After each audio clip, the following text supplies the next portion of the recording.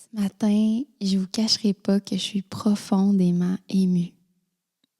Hier, c'était un peu ma rentrée à moi, puis ça a commencé fort. J'ai eu la chance de passer 1 heure et demie avec un homme qui a marqué mon parcours dès mes débuts. Parce que quand j'étudiais au bac en enseignement en 2015 à l'UQAM, je trouvais mes cours assez ternes. Mais je me souviens qu'une fois arrivée à la maison, je passais des heures à écouter des vidéos sur l'éducation alternative. Puis là, mon cœur, il pétillait vraiment. Je me sentais vraiment à ma place. Et c'est dans ce temps-là que je suis tombée sur une vidéo absolument passionnante, une entrevue avec André Stern. Et ce qui m'étonne, c'est que personne ne se soit posé la question suivante ou n'ait voulu tenter l'expérience suivante, qui est absolument pas dangereuse, toute simple, très originale parce que personne ne l'a tenté, qui serait de laisser un enfant jouer toute sa vie.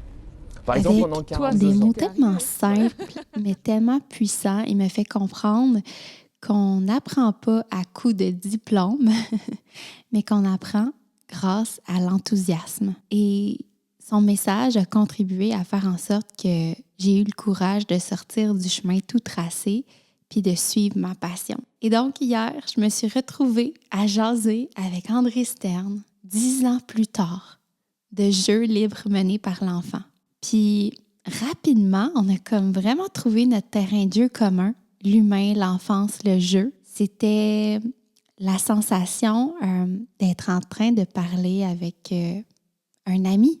C'est pas un peu ça, justement, un ami, quelqu'un qui a des passions similaires à toi, puis un espace à travers lequel votre enthousiasme se rencontre. Merci infiniment, André, pour ce doux moment. Mais la journée ne s'est pas arrêtée là. Après, je suis allée au centre communautaire de mon village pour préparer le matériel pour le tout premier jeu libre de la saison. Donc, des dizaines de familles qui sont venues jouer, qui sont venues connecter, qui sont venues s'emballer, construire dehors, ensemble. C'était grandiose. C'était grandiose dans toute la simplicité que c'est. Wow! C'était juste parfait après la conversation que j'avais eue avec André de voir tous ces enfants-là se mettre à l'œuvre. Et parmi toutes ces personnes, ben, mon amie précieuse qui était enceinte jusqu'aux oreilles, qui laissait deviner qu'elle deviendrait sous peu un portail de vie. Et ce bébé-là, je l'aime depuis sa conception. Je le célèbre depuis sa conception. Et j'avais vraiment le cœur fébrile. Comme la veille de Noël, ça m'émeut vraiment beaucoup à l'idée de bientôt le rencontrer. Et quelle surprise et quelle joie ça a été quand mon ami, son copain nous a écrit juste avant que je me couche pour nous inviter à allumer une chandelle en l'honneur du bébé qui s'en venait officiellement. Et ce matin, je me suis réveillée et effectivement, le bébé est né hier. Donc, paisiblement, à la maison, dans l'intimité, dans toute la tendresse, avec ses parents. Et ça m'émeut tellement de avoir la chance d'être témoin de ça. Et c'était un magnifique clin d'œil pour moi, justement, à la théorie du nid évolué de Darshan Harvest, cette série spéciale que je tisse depuis le tout début de la saison 1. Et ce premier pilier qui est l'enfantement en douceur, l'enfantement paisible, une expérience périnatale apaisante. Alors, une rencontre marquante, une grande fête qui célèbre le jeu, la connexion et une naissance. Quoi de mieux pour ouvrir une nouvelle saison avec vous?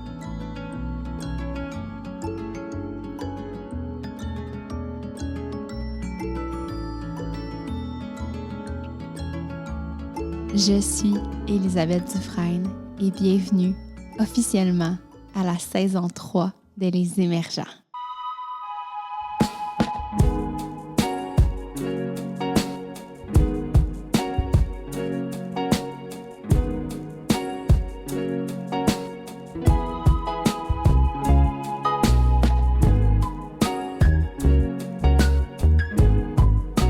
Aujourd'hui, je suis tellement heureuse de poursuivre enfin ma série spéciale sur le nid évolué de Darshan Narvaez.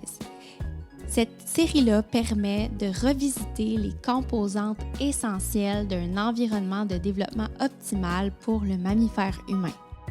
Aujourd'hui, on continue avec la 5e composante, le jeu mené par l'enfant. Pour nous, André Stern, c'est celui qui n'est jamais allé à l'école. Et lui se décrit plutôt comme un ambassadeur de l'enfance. Marié et père de 2 enfants, il est aussi conférencier international et auteur de nombreux livres, traduits en une dizaine de langues. Il a publié entre autres « Et je ne suis jamais allé à l'école »,« Jouer, tous enthousiastes, les rythmes et rituels de l'enfant, plaidoyer pour l'enfance ». Il est le fils du regretté chercheur et pédagogue Arnold Stern et dirige actuellement l'Institut Arnold Stern, qui est un laboratoire d'observation et de préservation des dispositions spontanées de l'enfant. Il a initié le mouvement Écologie de l'enfance.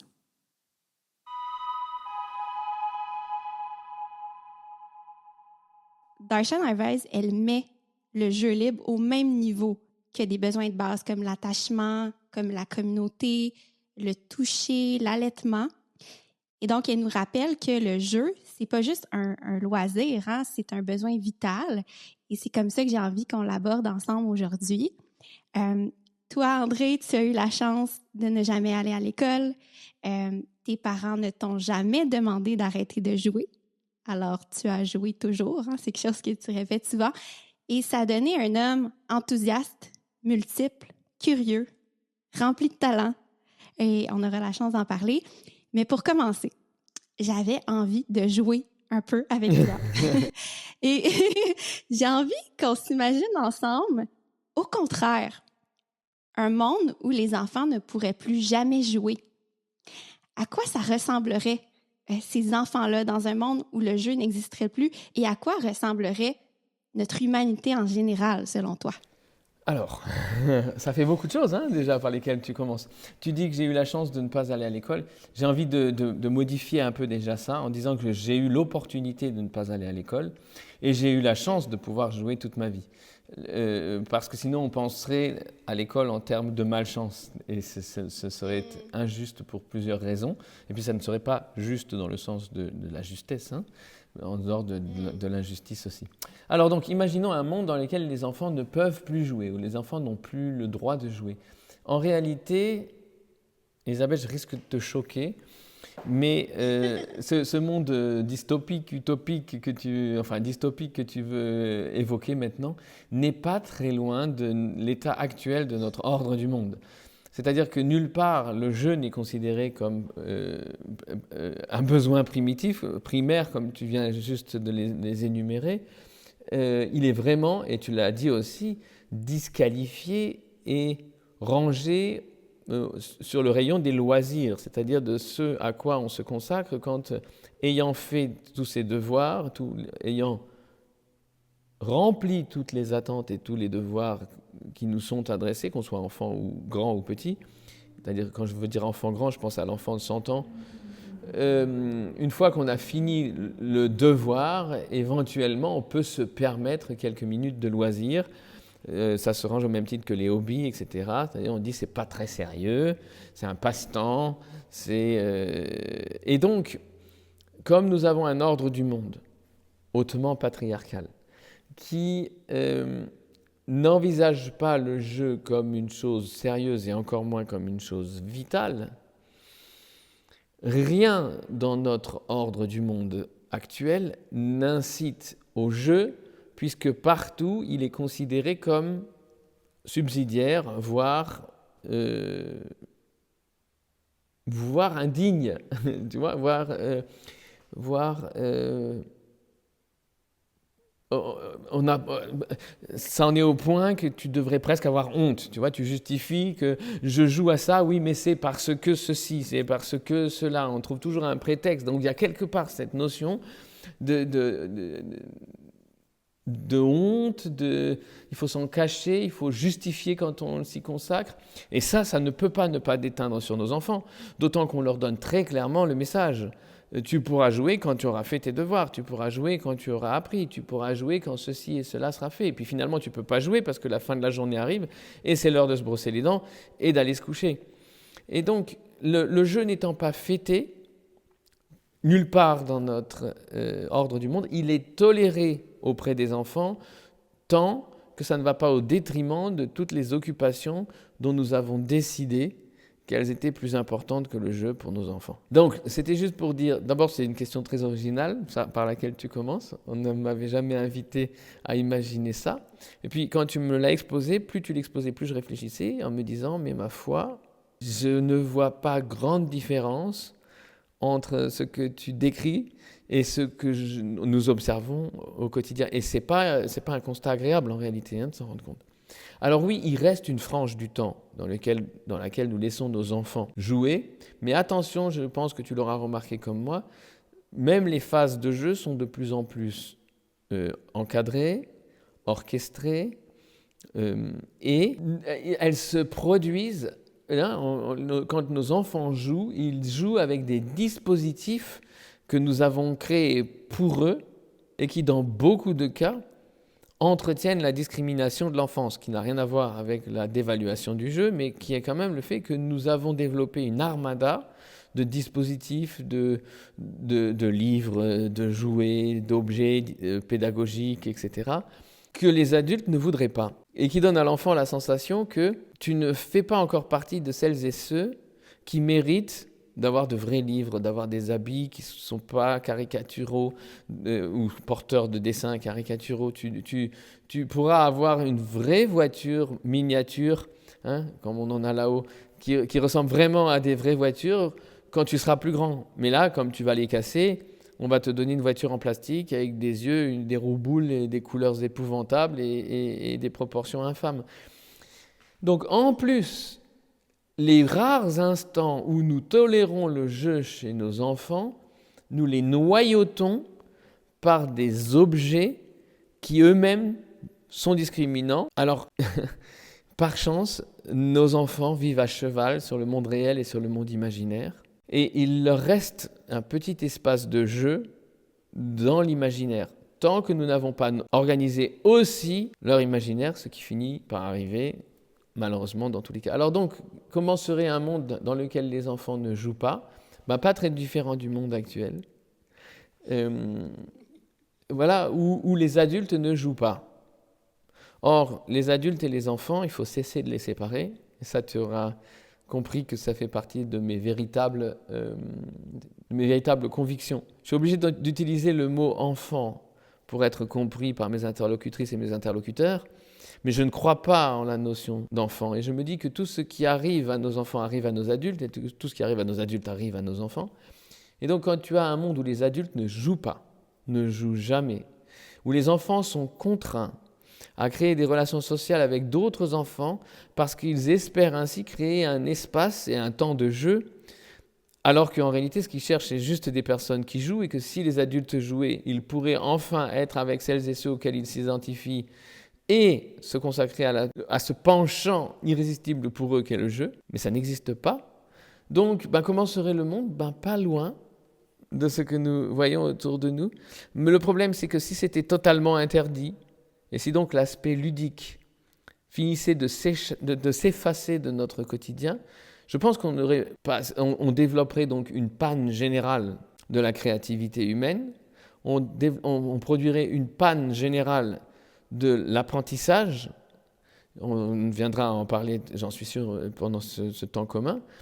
Donc on se retrouvait avec des gens qui seraient ni créatifs, ni capables d'apprendre, et donc incapables de résoudre le moindre problème, si ce n'est sous la contrainte. Donc tu aurais des exécutants, c'est-à-dire une armée de clones,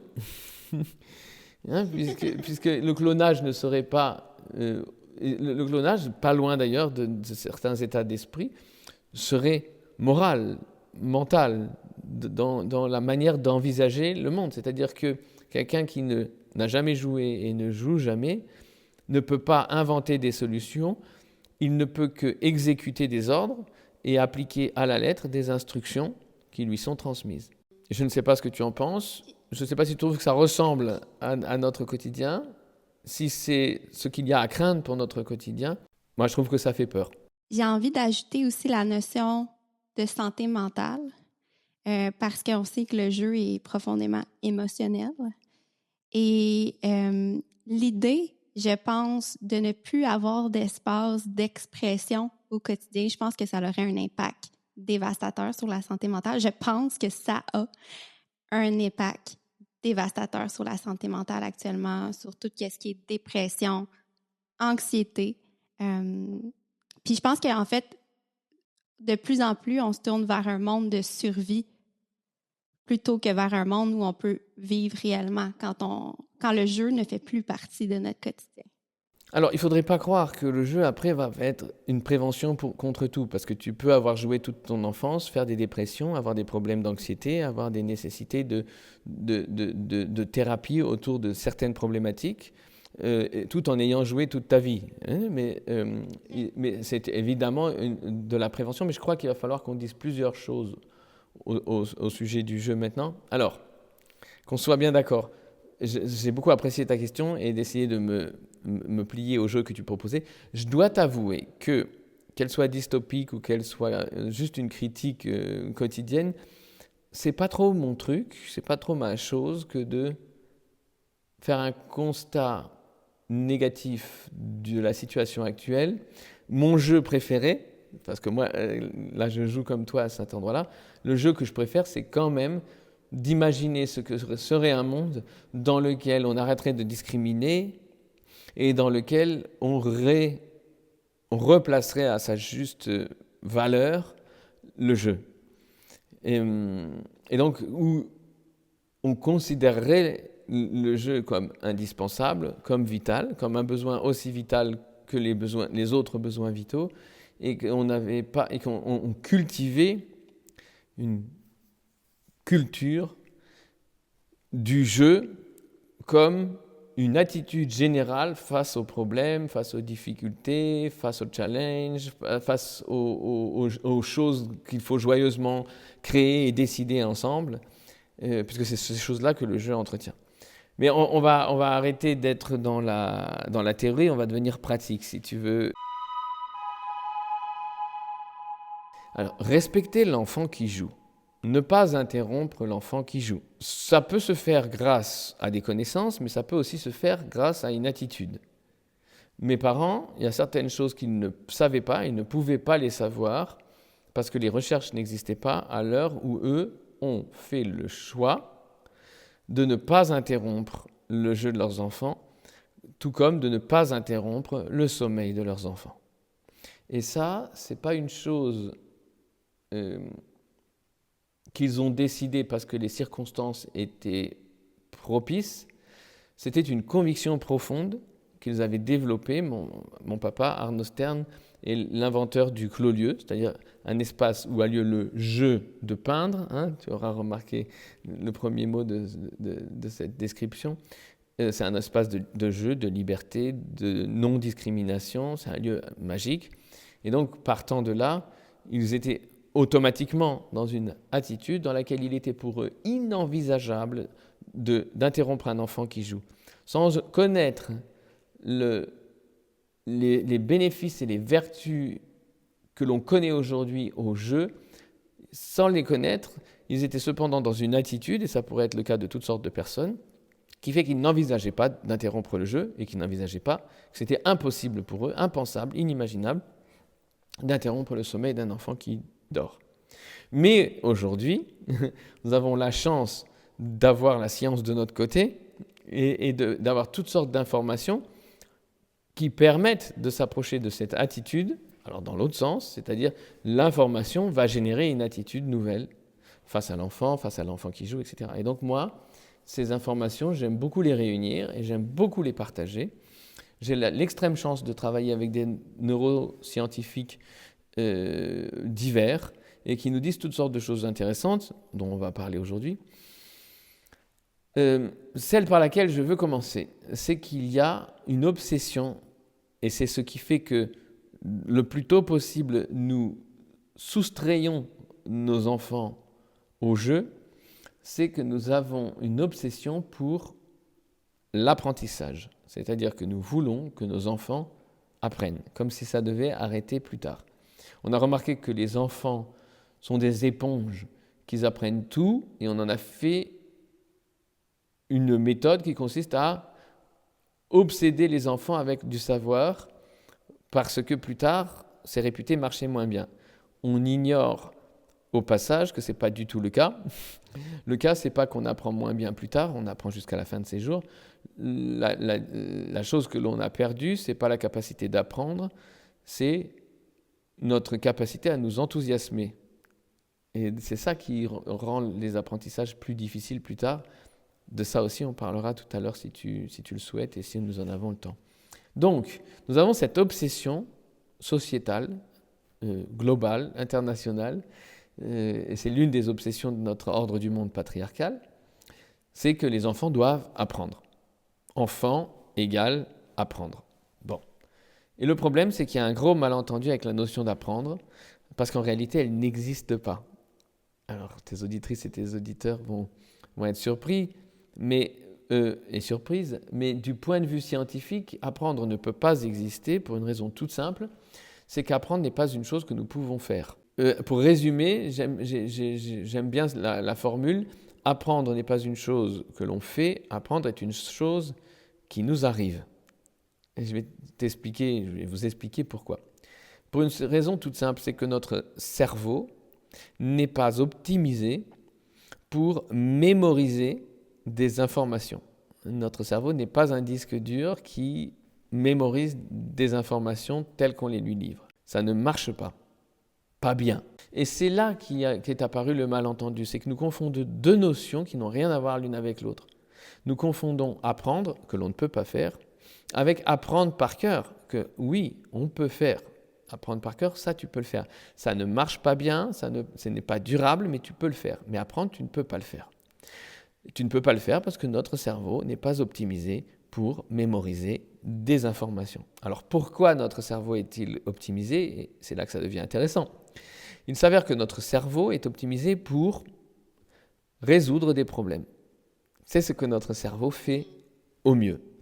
Notre cerveau résout des problèmes. Et là où ça devient encore plus intéressant, c'est que lorsque nous sommes à la recherche d'une solution pour un problème qui nous habite, qui nous intéresse, qui nous est propre, qui est important dans notre vie. Et donc nous sommes toujours à la recherche de solutions pour un problème quelconque. Dès que nous rencontrons une information qui nous permet de résoudre ce problème, ou qui nous permet de nous approcher d'une solution au problème qui nous habite, dès que nous rencontrons une telle information, il se passe quelque chose d'inattendu, elle est comprise. Quelle que soit la manière dont cette information nous est présentée, qu'elle nous soit bien ou mal présentée, de manière pédagogique habile ou mal habile, maladroite, quelle que soit la manière dont on nous présente cette information, nous allons la comprendre, parce qu'elle concerne une problématique qui nous est importante. Et donc, nous comprenons cette information, et une information que nous avons comprise, nous la mémorisons alors, pour toujours, sans répétition, sans devoir à la maison. Une information qui te permet de résoudre un problème qui t'intéresse, tu vas la comprendre immédiatement, d'où qu'elle vienne, quelle que soit la manière dont elle t'est présentée, et une fois que tu l'auras comprise, ton cerveau va automatiquement la mémoriser pour toujours, sans travail de répétition, sans le rabâchage, sans les devoirs, etc. Et ça, c'est une information, je trouve indispensable, que je trouve aussi spectaculaire. Petite pause pendant notre discussion avec André Stern pour te parler de son nouveau livre, L'enfant qui construit. Si, comme nous en parlons dans cet épisode-là, tu crois au jeu libre et à l'importance de laisser les enfants explorer, inventer, ce livre-là est probablement fait pour toi. André nous y montre que l'enfant ne se contente pas de jouer. Il construit des mondes, des savoirs, des objets et même sa personnalité. Construire, c'est dans sa nature, c'est dans notre nature. Merci d'aider à faire rayonner le livre en le précommandant dès maintenant. Le lien est dans les notes de l'épisode. Bon podcast! Bien, alors maintenant, résumons et employons des termes techniques. Pour être comprise et donc retenue, mémorisée pour toujours, une information doit activer nos centres émotionnels. L'information doit activer nos centres émotionnels pour être comprise et mémorisée. Une information qui n'active pas nos centres émotionnels, elle entre par une oreille et elle ressort par l'autre. Est-ce que ça te rappelle quelque chose? Pas du tout. 80% de ce que nous avons été obligés d'apprendre, nous l'avons oublié. C'est des proportions incroyables. Et d'ailleurs, on a réussi une prouesse, c'est de rendre ce constat notoire, admissible, acceptable par les membres de notre ordre du monde, parce que j'emploie sciemment pas le mot société, parce que sinon les gens feraient la révolution, les gens ne se laisseraient pas faire. Et donc on a rendu ça acceptable, et je ne sais pas si tu l'as déjà remarqué, mais quand on te pose une question embarrassante, tu peux répondre sans problème. Ah, mais ça c'est quelque chose que je savais quand j'étais enfant, je l'avais appris, j'étais excellent, j'avais les meilleures notes, mais entre-temps je l'ai oublié. Et là tout le monde va dire, ah bah oui, bien sûr, vous l'avez oublié, moi aussi. Et c'est drôle, parce que avoir appris et oublié, c'est tout à fait acceptable. Si tu réponds, ah non, ça j'ai jamais appris, on va te dire, oh mais ça c'est une lacune. Si tu l'avais appris... Oui, mais donc c'est beaucoup de temps de perdu, tu sais, en début d'entrevue, quand je vous ai dit, vous avez eu la chance de ne pas aller à l'école, vous n'étiez pas tout à fait d'accord avec moi, mais voici ce que j'ai voulu dire par là. Pour moi, bien entendu, il y a plein de nuances, plein de situations, mais j'ai un ami qui me disait, moi, j'ai appris à l'école à détester la lecture. Tellement de temps perdu à apprendre justement à développer un rapport. Tu en parles souvent, ce rapport-là aux mathématiques, par exemple. De se croire être mauvais en mathématiques, c'est absolument mon cas. Et j'ai trouvé ça révolutionnaire quand je t'ai entendu expliquer que c'est tout simplement que c'est quelque chose qui, dans un point X de temps, ne t'intéresse pas. Et c'est pour ça que pour moi, je suis un petit peu plus tranchante au niveau de l'école parce que je me dis, pour moi, c'est beaucoup de temps de perdu et c'est un rapport à tellement de choses exceptionnelles qui peut être pollué. Alors, d'accord avec toi. Je n'ai pas complètement fini, tu vas voir, sur l'apprentissage. Je suis d'accord avec toi, mais alors voyons les choses telles qu'elles sont. Et donc, je vais prendre encore une fois la défense de l'école. Et je sais que connaissant ma biographie, ça va te surprendre. Mais je vais prendre la défense de l'école parce que pour l'instant, à l'école, règnent les mêmes paradigmes et les mêmes attitudes que dans le reste du monde. Et donc, ce n'est pas de la faute de l'école si elle est comme elle est. C'est tout simplement qu'il n'y a pas à l'école d'autres paradigmes et d'autres attitudes face à l'enfance, face à l'apprentissage, face à l'humain dans son ensemble, face au vivant. L'attitude à l'école n'est pas différente de celle du reste du monde. L'école pourrait être un endroit où de nouveaux paradigmes et de nouvelles attitudes se développent. C'est probablement ce qui va se passer. Mais à l'heure qu'il est, on ne peut pas lui faire le reproche de ce qu'elle est, car elle n'est que le reflet parfait de ce qui se pratique par ailleurs dans le reste du vaste monde. Et donc, je te suis là. Voilà, c'est ça qu'il est important de savoir, parce qu'il ne suffit pas de ne pas aller à l'école pour pouvoir jouer pendant 54 ans, tu vois. Il faut qu'il y ait d'autres choses encore plus importantes. Et je connais des enfants qui vont à l'école et qui continuent à être dans leur attitude ludique. Et je connais des enfants qui n'ont pas, comme ton ami, appris le dégoût de la lecture, mais qui ont appris le goût de la lecture et qui sont devenus qui dévorent. J'ai rencontré ce matin une jeune fille dans cette situation. Elle dévore des livres, elle voudrait en parler. Il n'y a personne qui arrive à suivre tant d'enthousiasme et tant de compétences. Elle l'a découvert à l'école. Donc, je ne veux jamais à cet endroit-là généraliser. Mais j'ai donc dit une chose, je disais, parce que je voulais en finir sur la neurobiologie, puis parce que tu m'as lancé sur une autre piste, c'est les mathématiques. Donc j'arrive. Mais je voulais en finir, question centre émotionnel, puisque comme on l'a vu, une information, pour être comprise et mémorisée pour toujours, doit activer nos centres émotionnels. Et à cet endroit-là, toi, je pense, pas parce que tu connais mon travail, mais beaucoup de personnes qui nous écoutent vont se dire, chouette, mais alors, comment pourrait-on activer les centres émotionnels de manière extrinsèque, c'est-à-dire de manière extérieure. Et là, c'est là que c'est une entreprise désespérante parce qu'il s'avère que rien ne permet d'activer les centres émotionnels. Rien d'extérieur, d'artificiel ne le permet.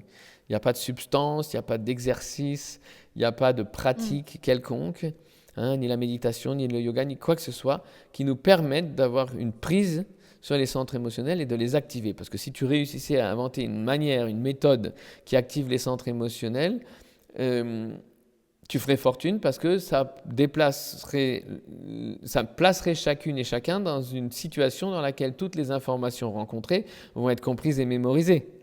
Ça serait l'outil idéal. Malheureusement, il est entre-temps prouvé que rien ne peut activer les centres émotionnels de l'extérieur. Il n'y a rien qui les active. Sauf une activité. Et une seule. Il y a une seule activité qui active nos centres émotionnels dès que nous commençons à nous consacrer à cette activité, et ce, pour toute la durée de cette activité. Je le dis d'autres mots, cette activité nous met dans l'état dans lequel, je répète, toute information que nous rencontrons sera comprise et mémorisée. Cette activité, la seule qui active nos centres émotionnels, c'est le jeu, bien évidemment. Le jeu.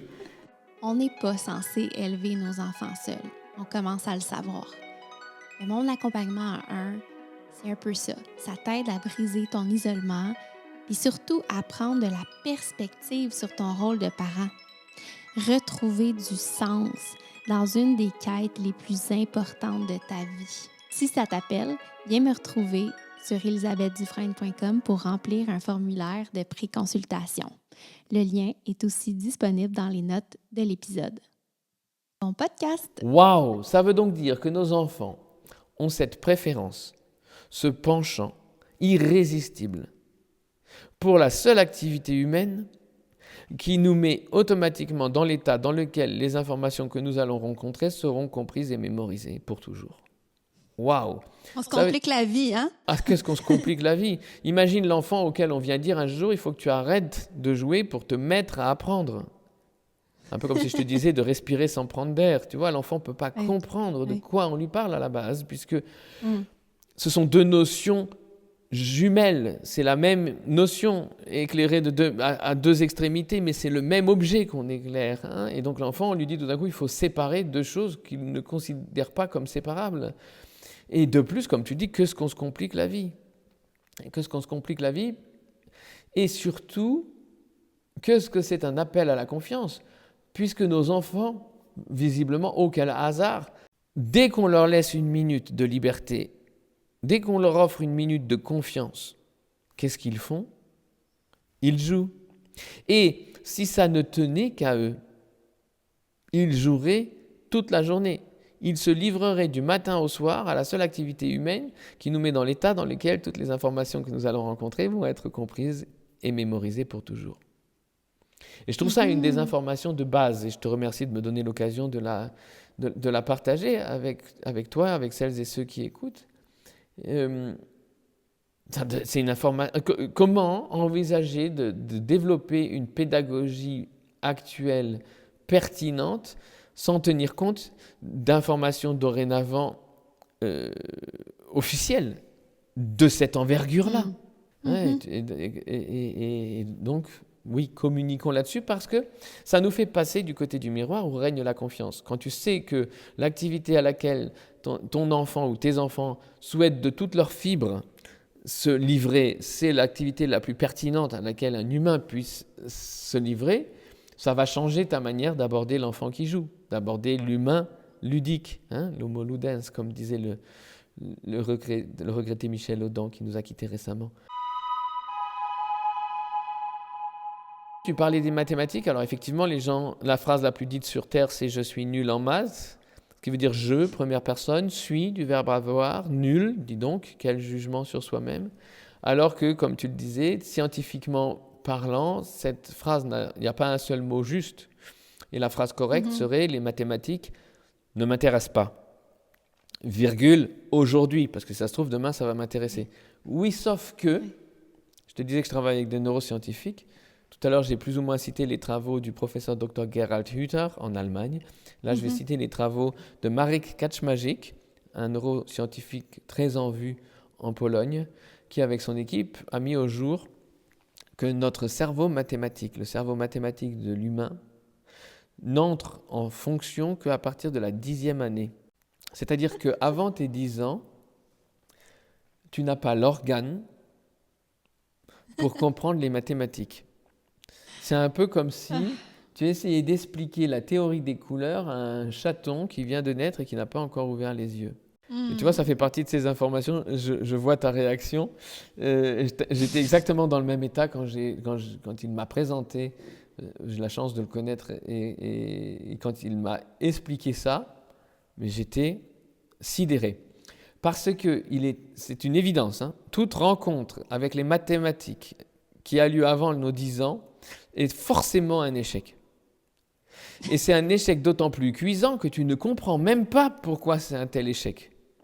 Mais on te fait ressentir que tous les autres comprennent et que toi, tu es trop bête pour comprendre. Et tu es obligé de le croire parce que tu ne comprends pas. Et tu ne peux pas comprendre puisque tu n'as pas l'organe pour comprendre. Mais donc, ta conclusion va rejoindre celle des autres, c'est que je suis trop bête. Et ça crée une relation traumatique, définitive avec les mathématiques. D'autant que, et ça devient là encore plus intéressant, il s'avère qu'il y a une frange d'enfants, quelques pourcents, chez lesquels le cerveau mathématique s'est réveillé avant la 10e année. Et ça, ce sont les enfants qui, pour toujours, sont réputés être doués en mathématiques. Ils ne le sont pas plus que les autres, ils le sont juste avant les autres. Les autres qui, puisque je ne sais pas au Québec à partir de quel âge on commence à s'intéresser aux mathématiques à l'école, en France c'est aux alentours de 8 ans, pendant 2 ans tu vas faire l'expérience de ta nullité, sans savoir d'où elle vient et en pensant que c'est de ta faute. Et donc, deuxième information qu'il était indispensable de partager et dont je trouve aussi qu'il serait nécessaire qu'elle soit connue des personnes qui envisagent les programmes pédagogiques pour nos enfants. Mais tu sais, tu parles de pédagogie et puis tu viens de parler aussi de Michel Audin, puis ça me fait penser toutes ces idées de pédagogie, de méthode, c'est pas justement c'est pas justement parce qu'on n'est plus connecté avec les dispositifs naturels qu'on a dû développer toutes sortes de techniques puis de méthodes pour pouvoir justement pallier à ça. Tu sais, dans le monde de l'accouchement, de l'enfantement, tu sais, qu'est-ce que Michel Audin nous a fait comprendre? C'est tout est là, il faut protéger ce qui est là pour que justement les hormones qui sont présentes, tout le processus physiologique dans le corps de la femme puissent prendre le dessus. Et c'est là où que les accouchements sont plus efficaces, avec moins de douleur. Est-ce qu'on devrait pas être un peu des sages-femmes, j'ai envie de dire, quand on est un parent? Puis que l'idée, ce serait, au lieu de développer toutes sortes de pédagogies, de méthodes, d'approches, d'être justement des protecteurs de ces dispositifs naturels-là. Tu vois ce que je veux dire? Je vois ce que tu veux dire. Ce sont des dispositifs qui n'ont pas véritablement besoin qu'on les protège. Ce sont des dispositifs qui ont besoin qu'on ne les entrave pas. Ce n'est pas la même chose.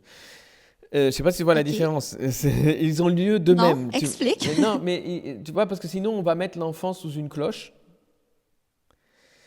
Et ce n'est pas le cas. Je vois. Que ces processus se développent, c'est naturel à ces processus. C'est normal pour ces processus. Oui. Simplement, on les empêche d'avoir lieu. Donc il suffit de cesser de les empêcher d'avoir lieu. C'est pas la peine de les protéger, c'est pas la peine de les mettre dans du coton, tu vois, ou dans des coques protectrices, ou dans des cocons, parce que c'est leur nature d'être dans le monde comme c'est la nature de la graine d'être dans la terre. Et puis lorsque les conditions sont réunies, de se mettre à pousser pour devenir quelque chose. Alors il ne faut pas marcher sur la graine ou il ne faut pas marcher sur le germe, ça on est d'accord.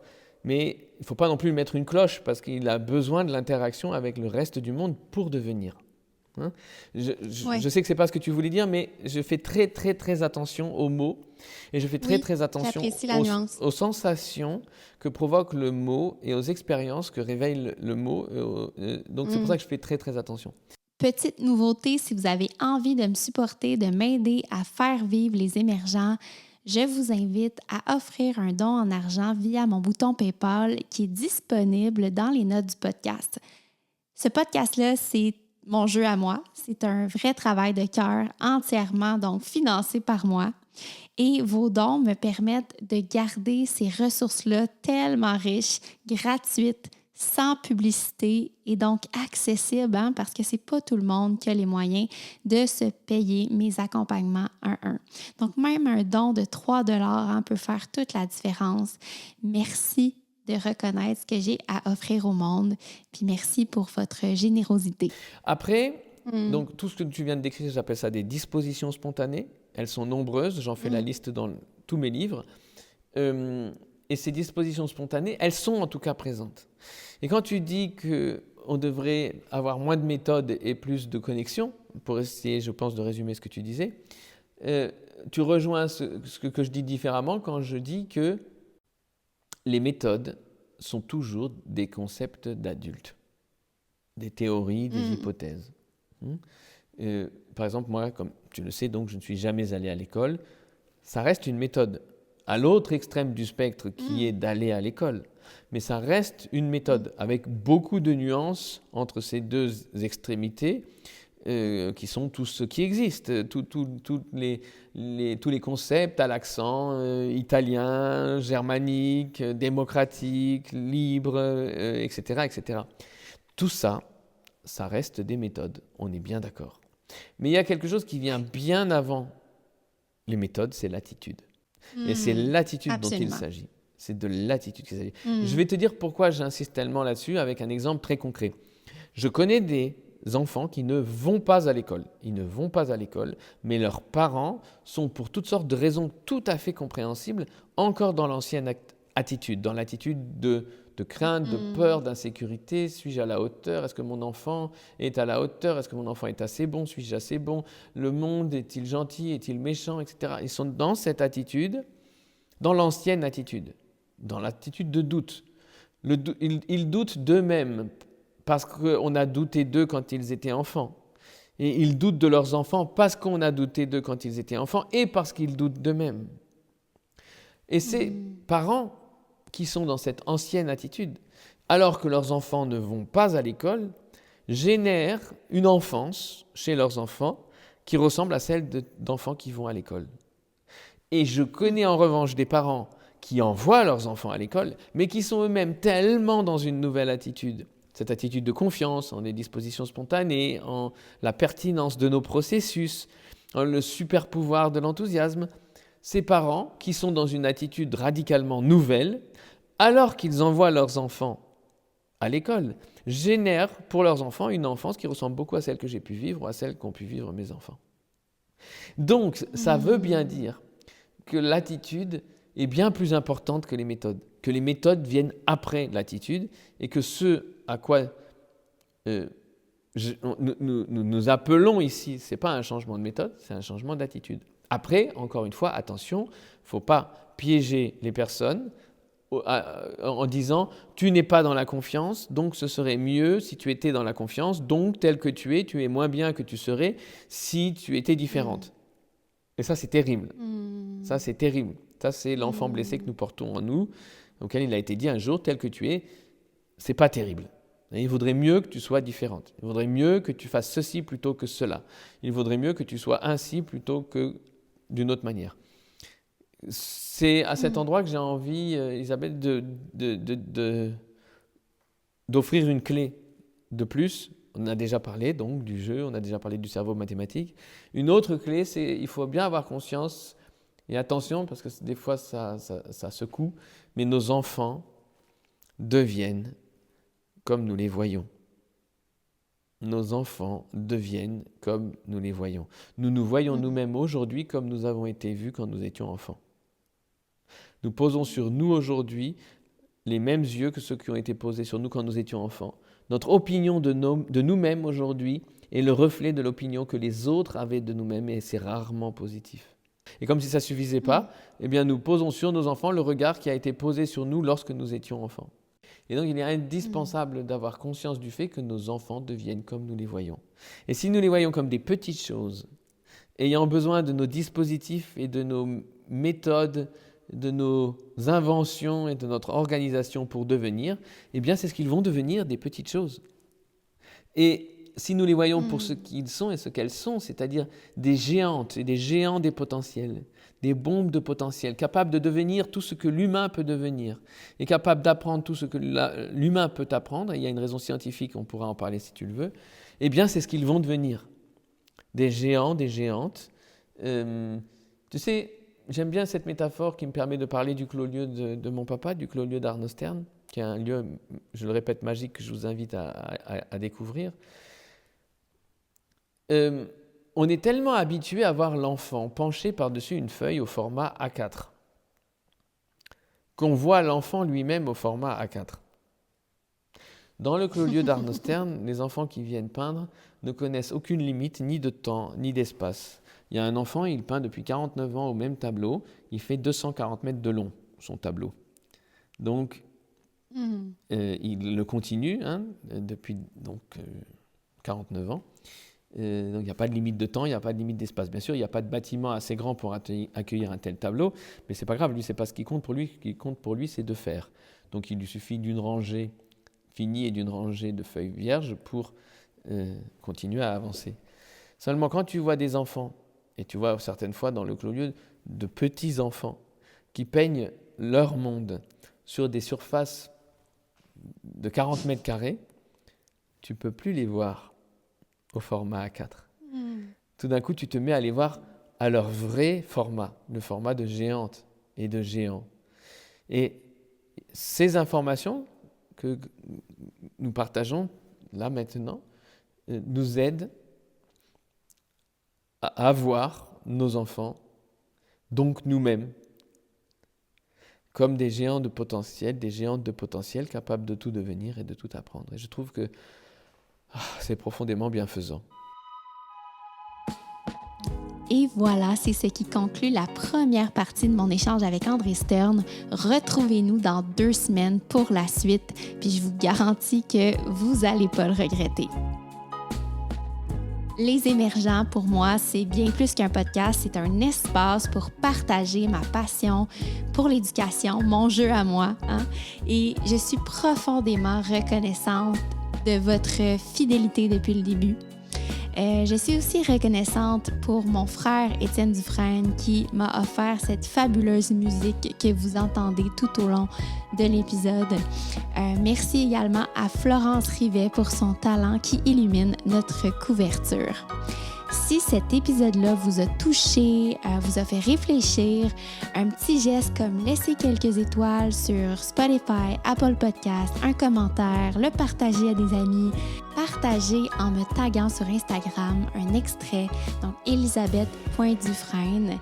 Ça me ferait vraiment chaud au cœur et ça m'encourage à chaque fois à continuer cette grande aventure. Donc, surtout, rendez-vous dans 2 semaines pour la suite de notre conversation avec André, où on va explorer encore plus profondément le monde fascinant des enfants, mais surtout du jeu libre. À bientôt!